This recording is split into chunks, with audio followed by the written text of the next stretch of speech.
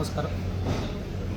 ఏదైతే రాష్ట్ర ప్రభుత్వం కేటాయించినటువంటి బడ్జెట్ మీద పనిగట్టుకొని ఇటు బీజేపీ నాయకులు అయితేనేమి ఇటు బీఆర్ఎస్ నాయకులు ఇక్కడ స్థానికంగా ఉన్నటువంటి మా ఎమ్మెల్యే గారిని ఉద్దేశించి మాట్లాడడం జరుగుతుంది. ఇందులో ఇప్పుడు ఏదైతే బడ్జెట్ మీద అవగాహన లేని నాయకులు కూడా ఈ రకంగా మాట్లాడడం నిజంగా మా మంచిర్యాల నియోజకవర్గం చేసుకున్న దరిద్రం ఇది. అలాంటి వాళ్ళు మా మంచిర్యాల నియోజకవర్గం తిరుగుతుందంటే నిజంగా మాకు సిగ్గుచేటు. ఎందుకంటే ఇలా కేంద్ర ప్రభుత్వం ఏదైతే బడ్జెట్ రూపొందిస్తుందో దాని ఆధారంగానే రాష్ట్ర ప్రభుత్వం బడ్జెట్ రూపొందిస్తుంది. మరి ఇలా నిజంగా బీజేపీ వాళ్ళకు దమ్ము ధైర్యం ఉంటే ఇలా కేంద్రంలో తెలంగాణకు ఒక్క రూపాయి కూడా కేటాయించలేదు. మరి ఎందుకు అడగట్లేదు కేంద్రాన్ని? వాళ్ళు 8 మంది ఎంపీలు గెలిచారు కదా, వాళ్ళు ఎందుకు అడగట్లేదు?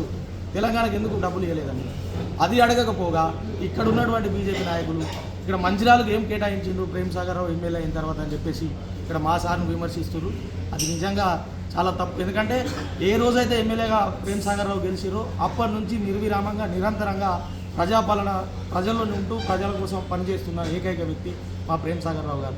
అలాంటి వ్యక్తిని ఉద్దేశించి మీరు ఇట్లా మాట్లాడడం సరైన పద్ధతి కాదు. ఎందుకంటే ఈ రాష్ట్రంలో ఏదైతే ప్రభుత్వం ఏర్పడినప్పటి నుంచి ఇప్పటి వరకు 119 నియోజకవర్గాలు ఏ నియోజకవర్గంలో లేని విధంగా ఇవాళ మంచిర్యాల నియోజకవర్గంలో అనేక నిధులు ఈరోజు మంచిర్యాల నియోజకవర్గాన్ని తీసుకురావడంలో ప్రముఖ పాత్ర పోషిస్తున్నారు మా ఎమ్మెల్యే గారు. మరి అలాంటి ఎమ్మెల్యే గారిని పట్టుకొని ఇలా మంచిర్యాలకు ఏం కేటాయించారు మీ ప్రభుత్వం అని అంటే ఇలా గతంలో ఉన్నటువంటి పాలకులు ఏదైతే చేసిరో ఆ తప్పులను సరిదిద్దుకోవడం కోసం మీరు బీఆర్ఎస్ బీజేపీ ఇద్దరు ఒకటై ఇలా కాంగ్రెస్ను విమర్శిస్తున్నారు. అది సరైన పద్ధతి కాదు. ఖచ్చితంగా మా ఎమ్మెల్యే గారు ఈరోజు ఈ మంచిర్యాల నియోజకవర్గాన్ని సస్యశ్యామలం చేసే విధంగా ఈ 5 సంవత్సరాల లోపు ఖచ్చితంగా ఏదైతే మేము ఎన్నికల్లో వాగ్దానం చేసామో ఖచ్చితంగా పనులన్నింటినీ పూర్తి చేస్తామనే నమ్మకం మాకున్నది. ఇలా నిధులు కేటాయించడంలో ఇక్కడ కేంద్ర ప్రభుత్వం ఇలా తెలంగాణకు గుండు సున్నా చేసింది. మరి దాన్ని ఆధారంగా చేసుకుని ఇలా రాష్ట్ర ప్రభుత్వం బడ్జెట్ ఏర్పాటు చేసి అయినప్పటికీ కూడా మా ఆర్థిక శాఖ మంత్రి బట్టి విక్రమార్క గారు తన వయసు ఇంతటి వయసులో కూడా ఇలా రాష్ట్రాన్ని అభివృద్ధి చేసే విధంగా ఏ రంగానికి ఎంతైతే కేటాయిస్తే ఆ రంగం ఎంత త్వరగా అభివృద్ధి చెందుతుందని ఆ పద్ధతిలో ఇలా అన్ని రంగాలను తను మన రాష్ట్ర ప్రభుత్వం ఏర్పాటు చేసిన బడ్జెట్లో అన్ని రంగాలకు కేటాయించడం జరిగింది. అందులో ఖచ్చితంగా మా మంచిర్యాల కాన్స్టిట్యున్సీకి చాలా నిధులు కేటాయిస్తున్నారు. దీనికి పూర్తి వివరణ మా ఎమ్మెల్యే గారు ఖచ్చితంగా ఇస్తారు. ఎందుకంటే మంచిర్యాల అనేది అభివృద్ధి చేయాలని ఒక ముఖ్య ఉద్దేశంతో ఇలా మా ఎమ్మెల్యే గారు ఉన్నారు. అట్లాంటి ఎమ్మెల్యే గారిని మీరు ఇలా విమర్శించడం చాలా తప్పు.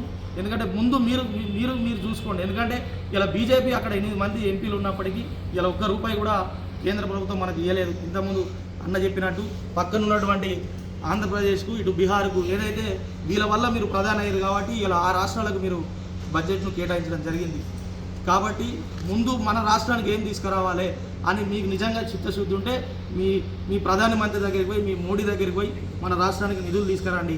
అంతే తప్ప ఇక్కడ ఏదో ఎమ్మెల్యే గెలవాలనో లేకుంటే మీడియా ముందట మాట్లాడితే మీ ప్రధాని దగ్గర మెప్పు పొందొచ్చనో ఆ రకంగా మాట్లాడి ఇలా ఇక్కడ ఉన్నటువంటి ప్రజలను ప్రలోభ పెట్టద్దు.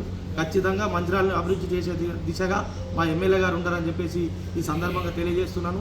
కాబట్టి ప్రజలు కూడా మిమ్మల్ని ఖచ్చితంగా ఇప్పుడు స్థానిక ఎలక్షన్లు ఉన్నాయి కాబట్టి ఏదైతే మోడీ గారు మన రాష్ట్రానికి రూపాయి ఇవ్వలేదని చెప్పేసి ఎక్కడో ప్రజల్లోకి వెళ్తుందని చెప్పేసి ఆ యొక్క వార్తను ప్రజల్లోకి వెళ్ళనీయకుండా ఇలా మంచిర్యాలకు రూపాయి ఇవ్వలేదని చెప్పేసి మీరు తప్పుడు ప్రచారం చేస్తున్నారు. ఇది సరైన పద్ధతి కాదు.